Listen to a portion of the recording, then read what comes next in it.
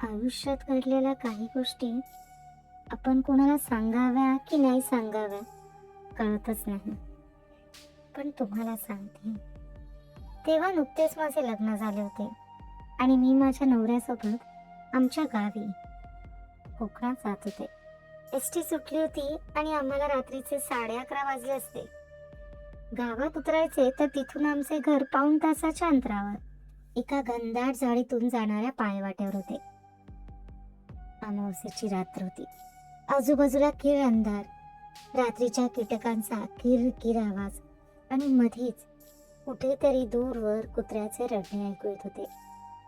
गावकऱ्यांनी आधीच बजावले होते, रात्रीच्या वेळी वडाच्या झाडाजवळून जाताना जरा जपून जा, तिथे चकवा फिरतो. आम्ही दोघेच चालत होतो. अमितने मोबाईलची टॉर्च चालू केली होती. बोलता बोलता अचानक हवेत गारवा वाढला आणि अचानक माझा नवरा अमित थांबला. काय ग, आपण याच वाटेने आलो ना? हे वडाचं झाड परत कसे आले? अमितने मला विचारले. माझा तर थरकापच उडाला. आम्ही 10 मिनिटापूर्वीच त्या वडाच्या झाडाला पार करून आलो होतो. तो गूढ सावलीचा थरार. आम्ही घाबरून मागे फिरलो आणि दुसऱ्या वाटेने चालू लागलो. पण पाचच मिनिटात परत ते वडाचं झाड समोर. आता तो डोक्यावरचे केस उभे राहिले. आम्हाला 100% चकवा लागला होता. आमचे पाय लटपटू लागले. तोंडातून देवाचे नावही फुटेना. तेवढ्यात वडाच्या झाडाच्या पाठीमागे अंधारात एक काळी आकृती हलताना दिसली. एक उंच पांढरे पांघरून घेतलेला माणूस शांतपणे उभा होता. त्याचे तोंड दिसत नव्हते, पण त्याच्या हातात काहीतरी चकाकणारी वस्तू होती. अमितने हिम्मत केली आणि लांबूनच ओरडून विचारले, कोण आहे तिथे? आम्हाला गावाबाहेर पडायचा रस्ता दाखवा ना. त्या आकृतीने काहीच उत्तर दिले नाही. फक्त हाताने डावीकडे जाण्याचा इशारा केला. आम्ही जीव मुठीत धरून डावीकडे वळालो. पण देवा रे, 5 मिनिटं धावल्यावर आम्ही परत त्याच वडाच्या झाडाखाली आलो आणि परत तो माणूस समोर आला. आता मात्र त्या माणसाने आमच्याकडे बघून एक विचित्र, खोल आणि संतापलेला सुस्कारा सोडला.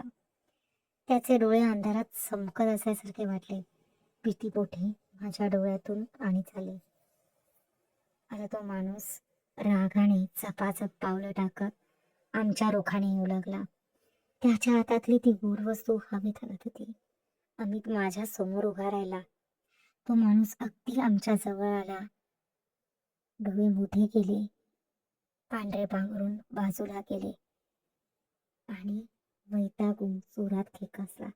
अरे पोरांनो, मगासपासून बघतोय, काय लावलंय काय?